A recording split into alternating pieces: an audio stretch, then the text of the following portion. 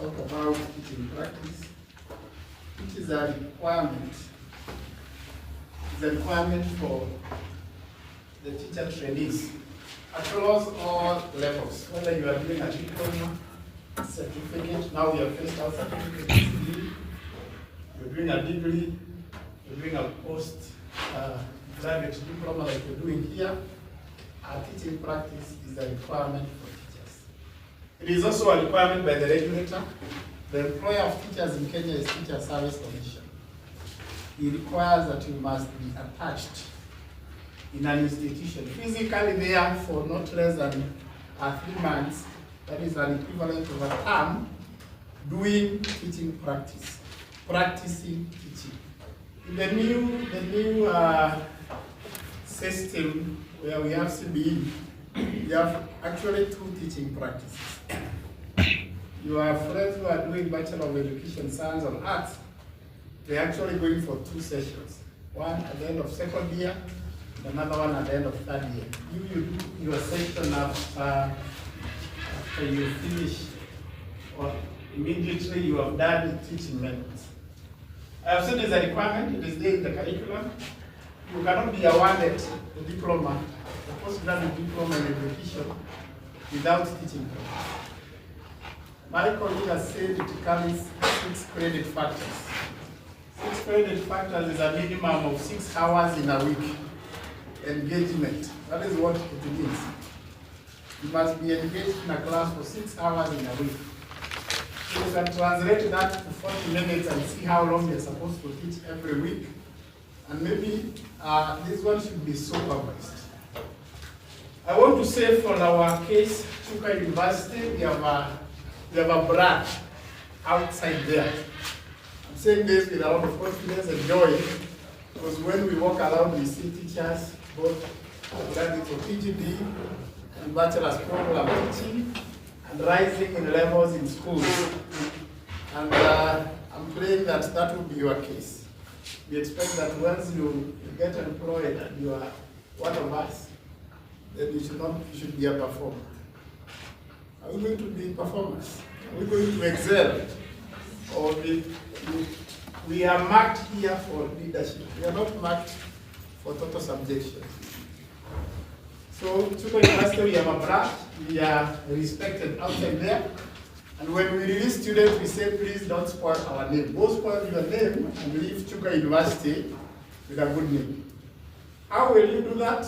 I'm going to discuss a few things about that in a short while. Before I go to that, I want to say that Chuka University, we do zoning. We have zones where we attach our students. I scantily mentioned this when I was interacting with one group here. Mainly, the university management has restricted us within a certain region where we post our students, and that is where they facilitate the lecturers to go and observe how teaching is going on from our students. These zones are, of course, around Meru. I don't know.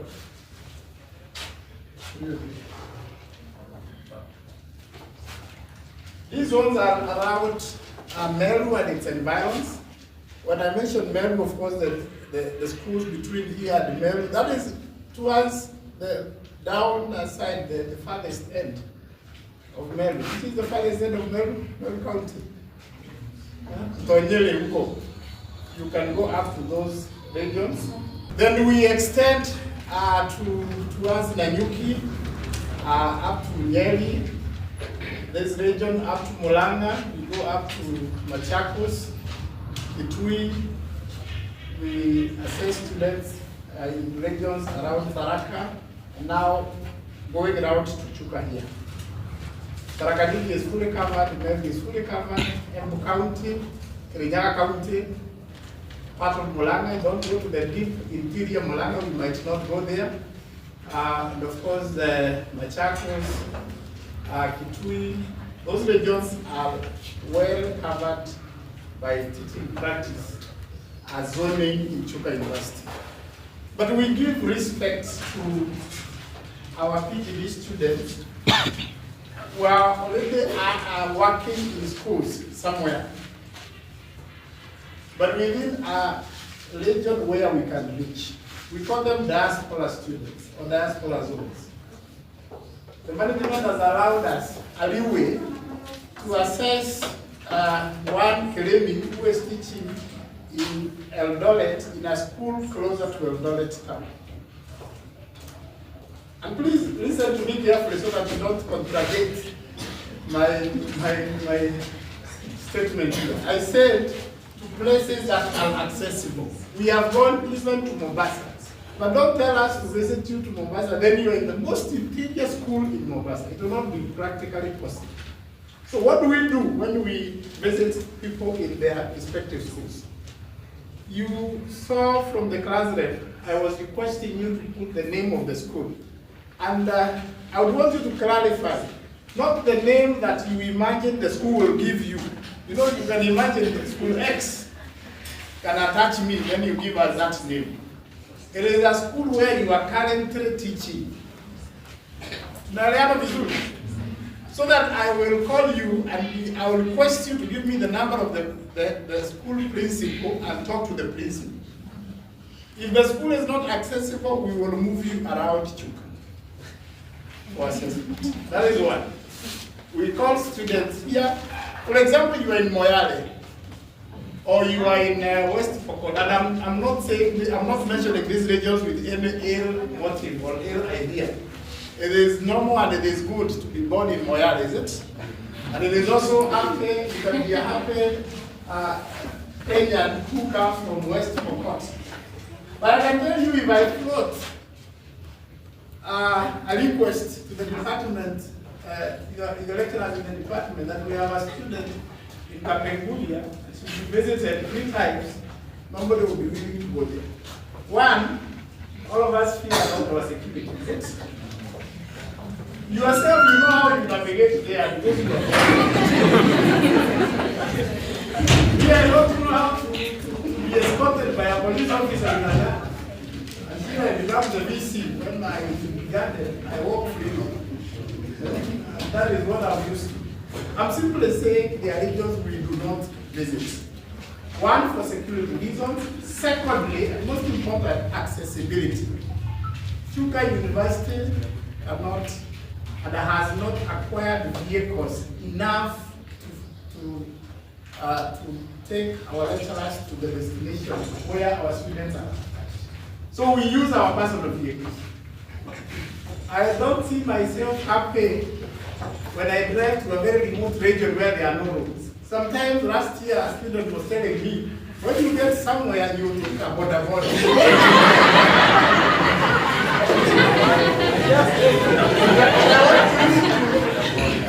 I want you to see me now in a border border.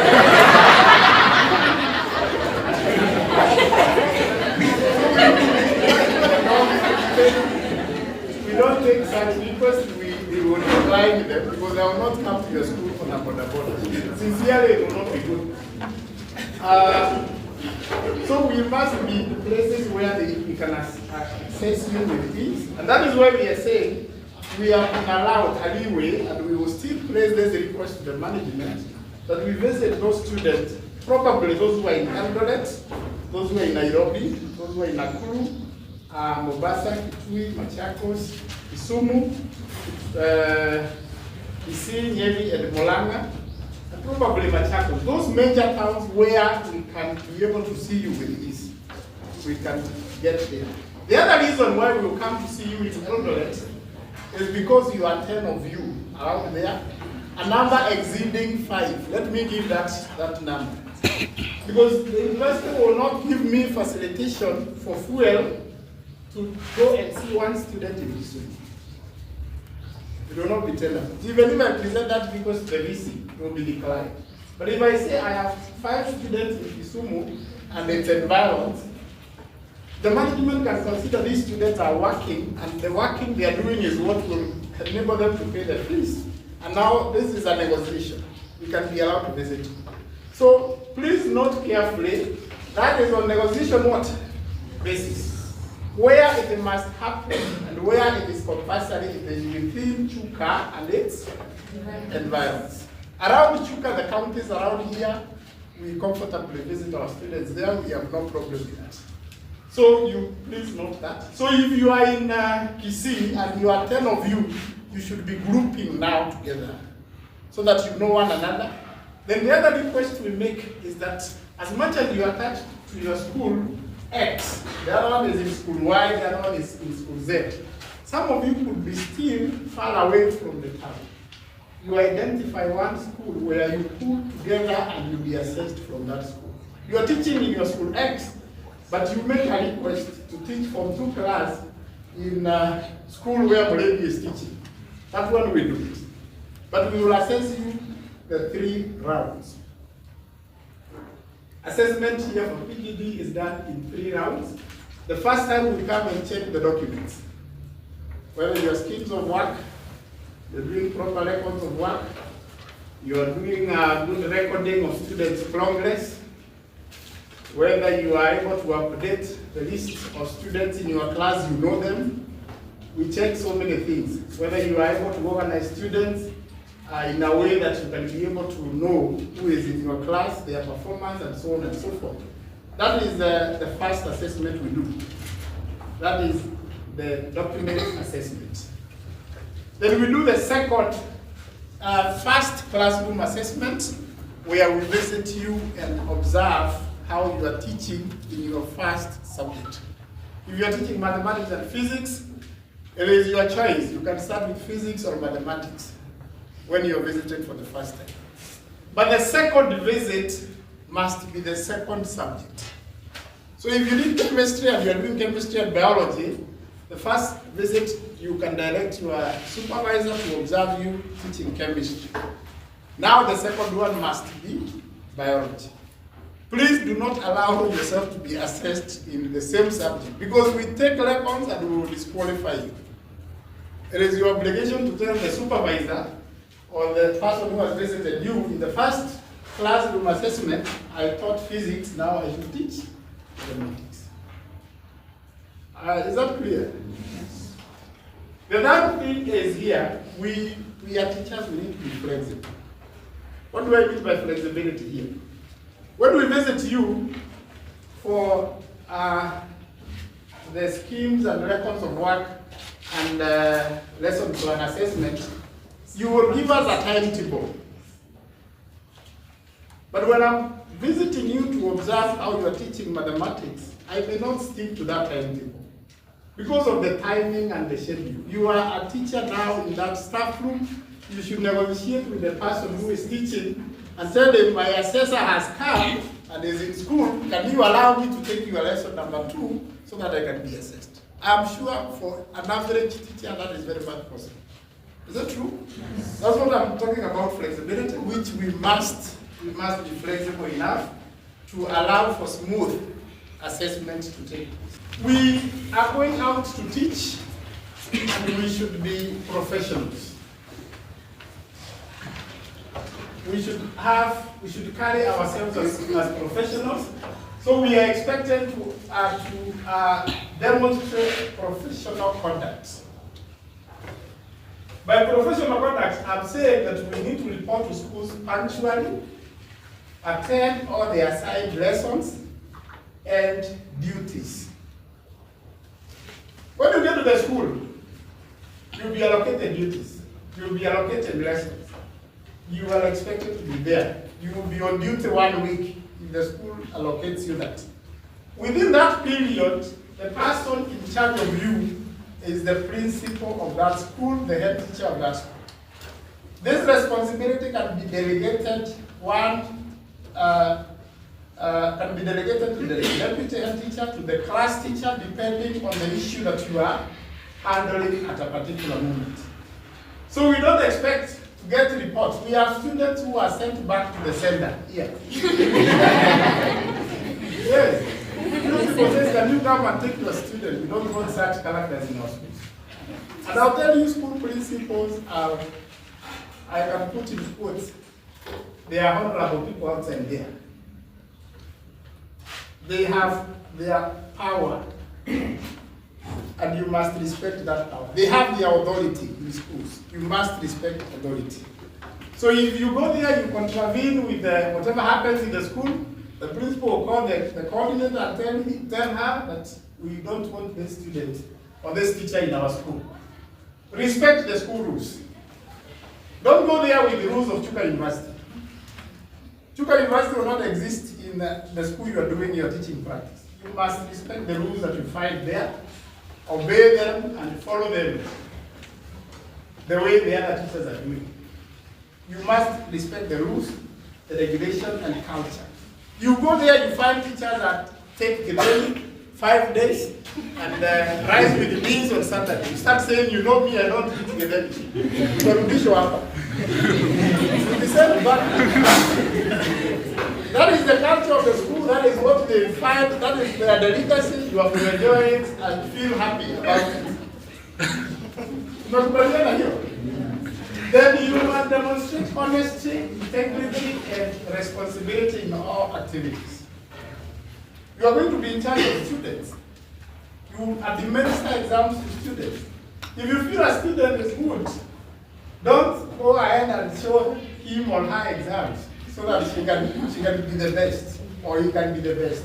Can you be very honest and demonstrate integrity as you teach and responsibility?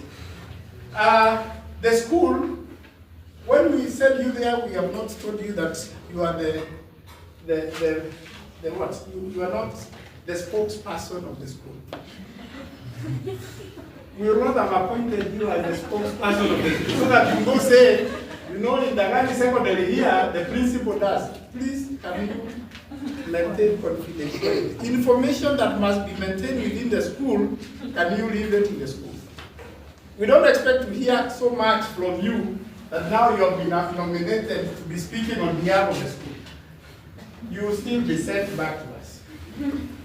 That is on the professional conduct. You must carry yourself as a professional. It's a requirement, and it is a major requirement. Then, second one is dress code. I must tell you, twice or thrice I have gone to the school. I find my student teacher, and I tell him or her, kindly go back to your room and dress like a teacher and come and teach. Yes. Twice or thrice I've done that. Because you must dress like a teacher. I'll tell you one day, when I was teaching somewhere, we had a teacher who never bothered about dressing.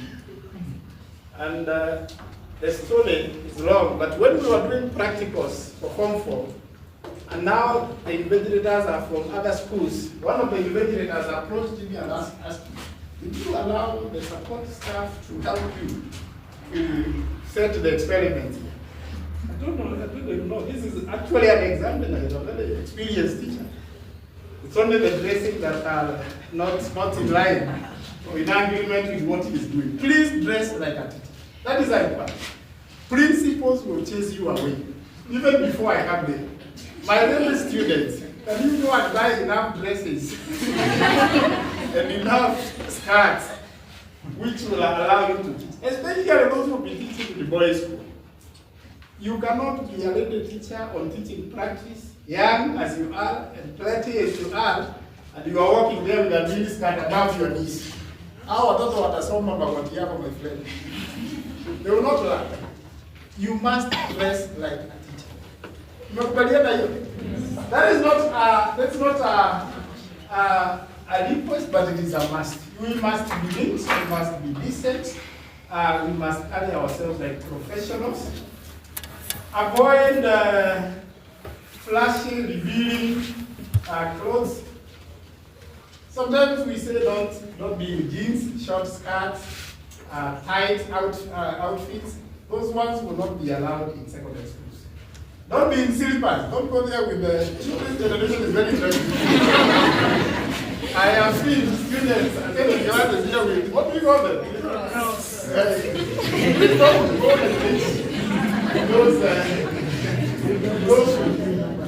If you have not acquired enough, please start saving and buy two. Who will be enough? They will not come to them.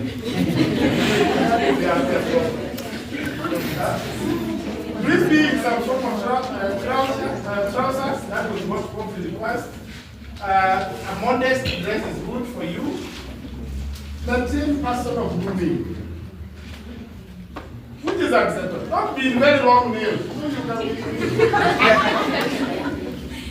Sometimes nails can be irritating. They are so long until the student wonders now. Then the other one is lesson plan, preparation and delivery.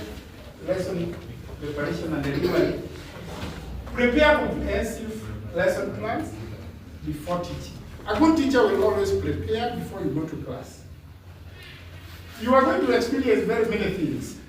There are very bright students in a class, and there are students who require a lot of help from you. There is a student who will read ahead of you and will be waiting for you to ask you questions. So you must prepare.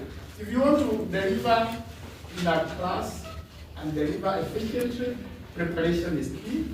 Then set clear learning objectives in line with the syllabus. Don't allow yourself to be swayed away from the syllabus. Sometimes students will ask you things that are not in the syllabus. You must know the limits within which you are supposed to prepare. In the class, we encourage you to use varied teaching methods and teaching aids. We actually award marks for the teaching aids, the methods that you use in teaching. This one should be able to cater for the learners, the different learners in your class. Then this one is even observed as we do teaching practice. Manage the lesson time effectively. Don't go there, you have 40 minutes, and in the 35 minutes, you are still doing the introduction. Please manage the time effectively, and I'm saying this one is awarded when we do the teaching practice. Then class management, you are in class. Maintain discipline and ensure you are still fair and respectful to your learners. You must maintain the discipline of the students fairly and respect them. Respect what the learners say. Do not mislead the learners. You know, sometimes you don't know what the learner is asking or the student is asking, and you still want to struggle answering. The best principle of a teacher is to let the learner know you have no idea or you are not very sure about it. I'm giving you a skill. Let the student know you do not have an idea about the question, but you will inquire and clarify in the next lesson. There is no student who is so stupid in the thinking that if you say you are not sure, that is a crime. Nobody knows everything. Don't go there with the imagination that you must know everything. During teaching practice, we see so many things. A student is asking a question, and you are forcing that you understand. Please do not. Can you explain that which you are prepared to tell the learners? And if a question is put to you, and you feel this question, I'm not very sure, allow them know that you do not know. It's not criminal. They actually enjoy that. Tell them, for this one, allow me to go and consult the experienced teachers, and I will come back here with the answer. Instead of trying to answer that which you do not know. You might look at the content in secondary school, in senior school, or in junior school, and imagine it is too simple. I have seen quite challenging questions. I don't want to mention them here. Please do not panic. Tell them this one, I don't know. But I will research, consult, and I will be able to answer you in the next class. Engage learners actively. This is a requirement for CBE. And of course, encourage participation in those classes. As you do this, you must always take care of individual differences, their ability, their gender, and their learning needs. You must consider all this. You will be required to assess students, and for this reason, you must prepare and administer class exercises and tests and assignments appropriately. Teaching practice is a very basic session. You'll be marking books for students, regularly if you want to do it very effectively. Mark promptly so that we do not hear stories that there is teacher X who has delayed students from going for medical. These stories will still come to us. Please mark promptly, give very constructive feedback. You are there to help the student. I keep telling my students, while you are in the teaching practice, inspire 2-3 students, change their attitude on the subject that you are teaching. Let them remember you and say, I wish this teacher could be here for another time. Let them not curse you. Yes, you can be cursed. Let them not curse you and say this was someone who came to waste our time for nothing. You should be an inspiration to your students. Let them remember you for the positive thing that you drive them. Be open to constructive criticism from your supervisors, your mentors, and your colleagues. Don't be a very rigid person. You are going to a community. You should be very open. Some teachers will tell you, you know who I am. Please take that criticism positively. Let them guide you so that you can learn. It is good to attach yourself to one experienced teacher in that school that you visit, if there will be one, so that as you do your business, anything that you feel probably requires some guidance, you can seek guidance from that teacher. Reflect on teaching experiences to identify your strengths and your weaknesses. Every time you walk out of the class, ask yourself, if I was seated as a student, would I have learned today? When you ask this question, you'll be doing some reflection on how you taught. You'll be looking at how you demonstrated certain concepts, how you facilitated learning in certain areas, and you ask yourself questions. You will be able to identify gaps. And in the subsequent lesson, now you go and fill these gaps. Let us endeavor to continually improve our skills of teaching every day so that we become good teachers. It is important for you to develop yourself every day professionally so that you can emerge as a good teacher in future. Strive to improve your teaching strategies every day. Don't be that teacher who keeps on explaining in one way until students make a name out of that. Value your teaching strategies, adopt innovative approaches. Today we have simulations. We have many approaches that you can use to deliver the content. Can you endeavor to adopt these innovative approaches in teaching that you are going to conduct? Something on collaboration and participation again. It is important that you cooperate with fellow teachers and school administration.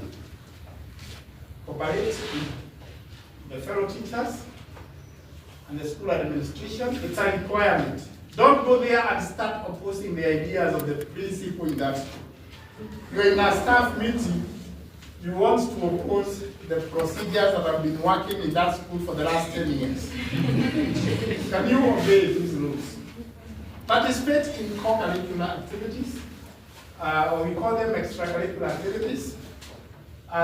If they are there, participate, engage with learners, so that you can also learn how to supervise some of these activities and how to manage them. Support the school events. Support the school events if they are there, that which require your support. And even community engagement. Don't be the outcast in the community. Those of you who will be attached in places where probably is far from your home area, remember there is a community that is watching over you. Some communities will say there cannot be a teacher in our school, and they will chase you out. You might think it is a joke. We have, in our office we receive reports. The Professor Noah's office is like a police station during the teaching practice session. We receive reports of all kinds of manner of issues. So please avoid issues that can bring up unbearable situations for your teaching practice.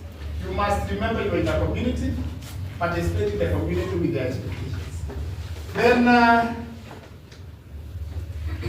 you must treat all learners equally regardless of their gender and their ability. These are some ethics. Avoid favoritism. Don't favor some learners. Don't discriminate learners. Remember, you are a role model in learners' character, in their speech, and in their actions. Let us be remembered for the session that will be there for the 3 months, that one time. I have said, ensure at least you inspire, change, transform someone's thinking, that mathematics is abstract. Sit with them, talk to them nicely, tell them this is possible, there is nothing impossible in mathematics. Explain to them these concepts, closely nurture them, they are young people, develop good character from them, and also ensure at least they make something out of what you've done or what you are teaching them. Ensure they succeed in your subject before you get out of that institution. I don't want to take a lot of time, I want to stop there.